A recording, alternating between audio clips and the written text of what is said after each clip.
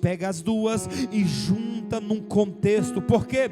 Porque Elias não constrói altar politicamente para alguém ver.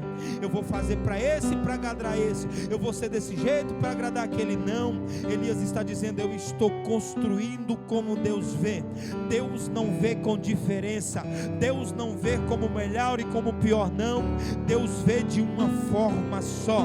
Deus não vê você aqui essa noite na sua fase mais fraca. Deus não olha para você aqui essa noite e não vê a sua vida com os seus erros e com as suas deformações, não. Deus não te define pelas crises existenciais que você passou e ao mesmo tempo disse: eu vou desistir de Deus, eu vou desistir da igreja, eu vou desistir do chamado. Não, Deus não olha para você pelas vezes que você disse: eu vou abrir mão daquilo, eu vou abrir mão daquilo. Não, Ele te chama pela identidade que Ele estabeleceu em você. Ele olha para você pela identidade que Ele deu a você. Pastor, e qual é a minha identidade? Verdadeiro adorador, verdadeira adoradora. Pastor, mas eu errei no passado. Pastor, eu fracassei no passado, eu fiz tanta coisa, mas Deus não quer olhar para o seu passado. Deus está olhando para você essa noite e está dizendo: quer reconstruir o altar? Eu estou disponível.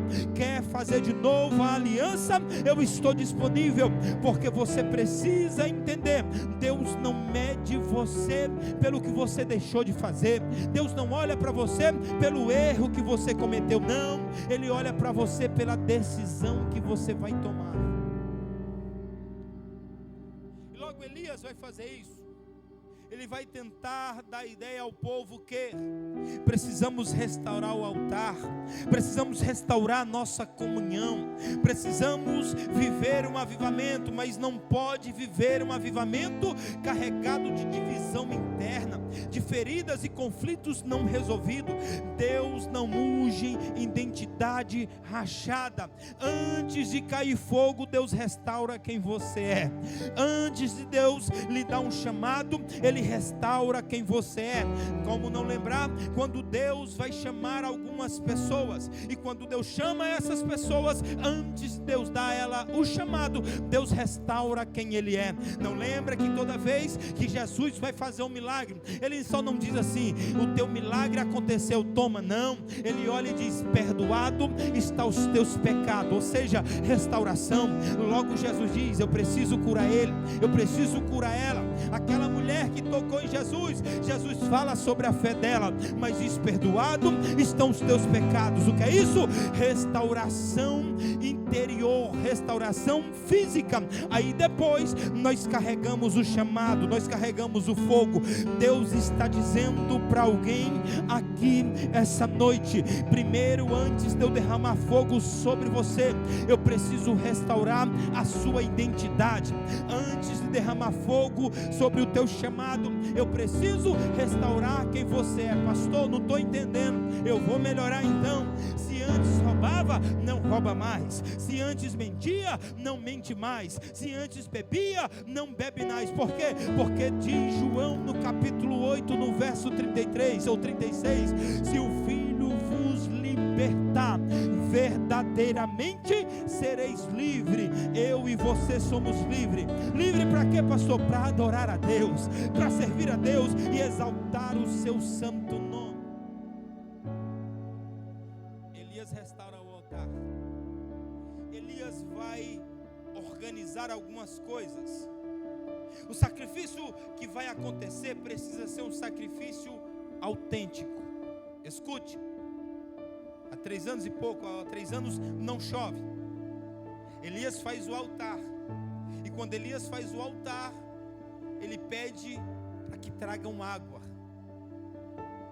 O povo está perecendo porque não tem água.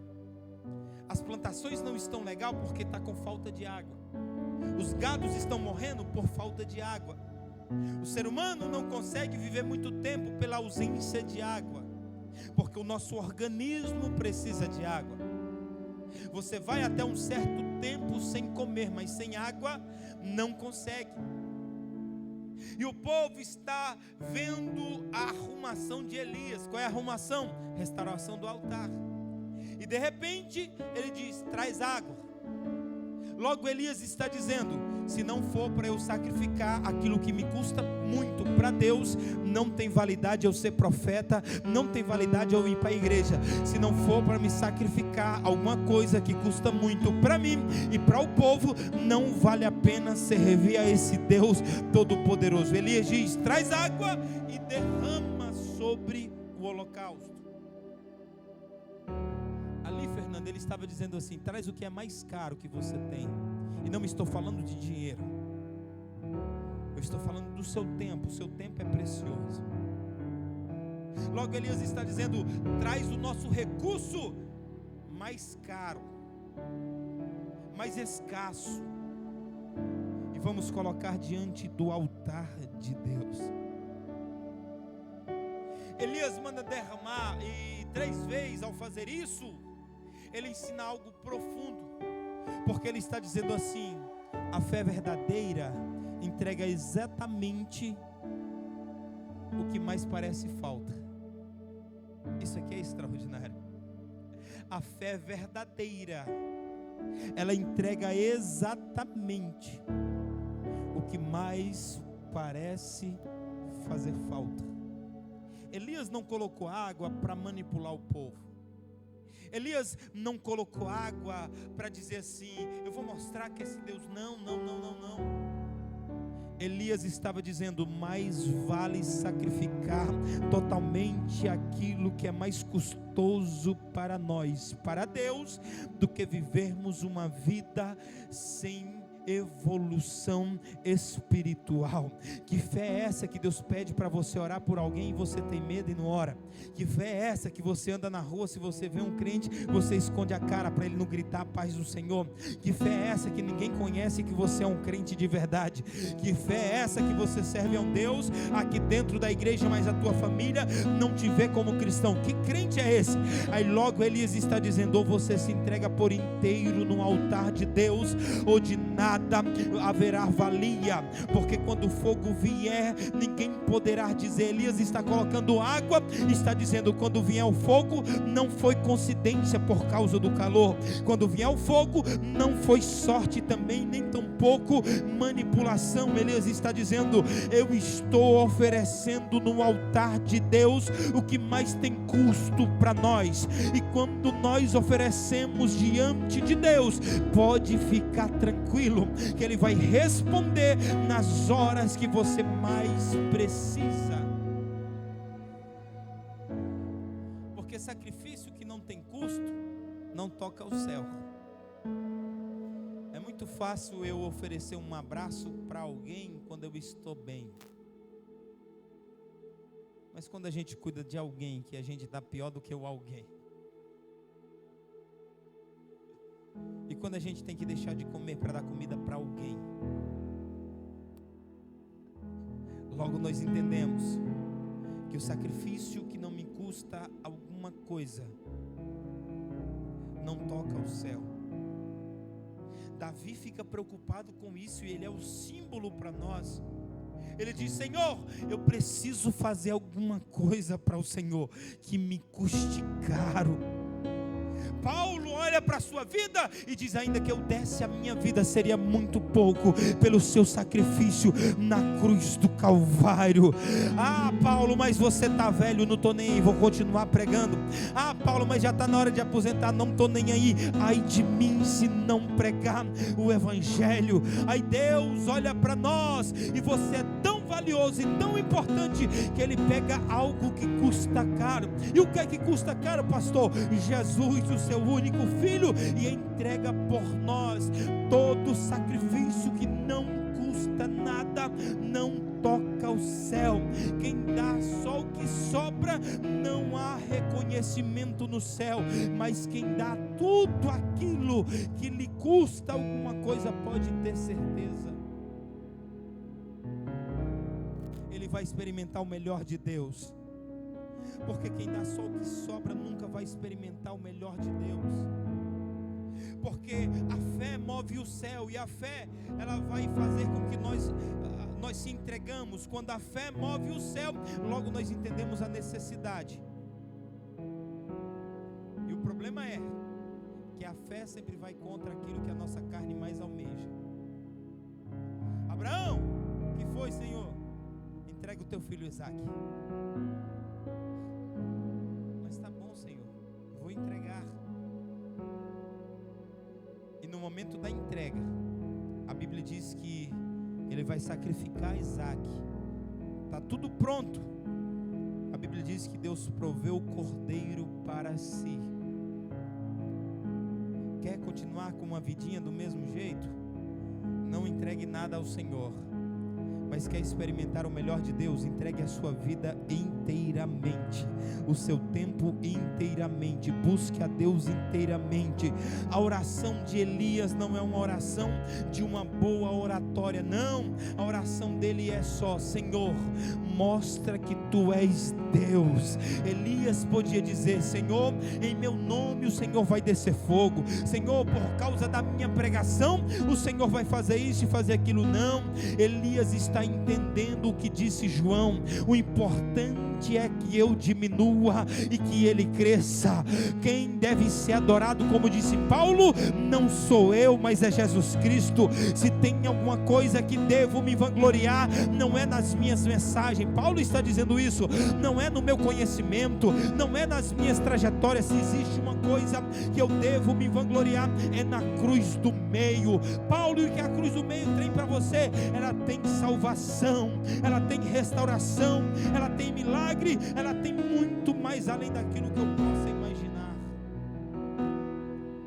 Se coloque de pé, por gentileza, por bondade.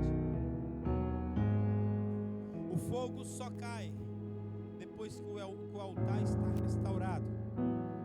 Então a Bíblia diz que então caiu o fogo do Senhor quando o altar está restaurado. Eu acho legal, por quê? Porque tem mais outros 850 profetas. Tem mais alguém clamando diante de um altar. E o Deus da tempestade, Baal, não manda água e nem manda fogo. Baal não dá nem sinal. E o sacrifício que os caras vão fazer é absurdo. Vão matar boi, vão comer os rins dos boi cru, vão se banhar de sangue, vão bater tambor, vão fazer tudo que possa imaginar de feitiçaria, e nada acontece. Mas quando Elias pega o altar, ele restaura, ele joga água, ele faz uma simples oração. Deus não hesita em derramar fogo. O fogo vai descer sobre o altar. O fogo consome o holocausto. O que é o holocausto, pastor? É o sacrifício. O fogo consome a madeira. O que é a madeira, pastor? É a estrutura.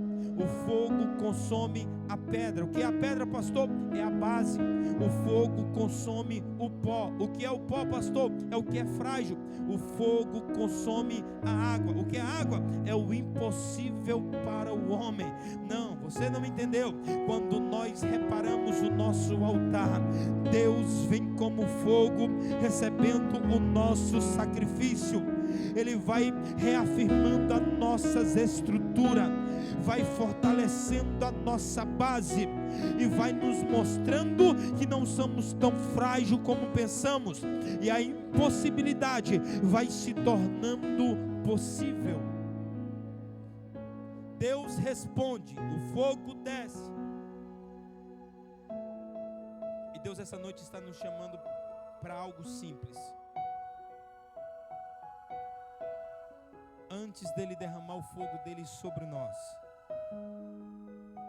nós precisamos ser restaurados primeiro. E o que está quebrado em você? Sua vida física, uma doença, seja lá qual for. Sua vida emocional, relacionamentos que dão errado, problemas e mais problemas, ao ponto de você querer desistir da vida. A sua vida espiritual, que você nunca consegue alavancar ministerialmente, e tantas outras coisas. Mas Deus está dizendo: hoje é uma noite de restaurar o seu altar. Você tem a oportunidade de restaurar o que você abandonou, o que você dividiu, o que você reverteu, o que você idolatrou, o que você mascarou, o que você racionalizou. Deus está dizendo: hoje é a noite de você restaurar, porque para que haja um movimento dos céus ao nosso respeito, nós precisamos começar aqui embaixo. Ele não começa pelo céu, Elias começa pela terra. E quando Elias começa pela terra, quando Elias começa pelo solo, quando ele começa colocando as coisas no lugar, Deus vai responder com fogo. Porque quando o altar está de pé, o fogo não é pedido, é inevitável. Deus está dizendo para alguém aqui essa noite: restaure o seu altar essa noite. Deus está nos chamando para restaurar os nossos altares, o altar da verdade, o altar da identidade, o altar do sacrifício, o altar do compromisso, o altar da oração centrada na vontade de Deus e não na nossa, porque nós pegamos orando, jejuando, sacrificando só pelas coisas que são da terra. Mas Jesus disse uma coisa, eu asseguro a você que dá certo. Qual? Mas buscai primeiro o reino dos céus e a sua justiça. E o que vai acontecer, pastor?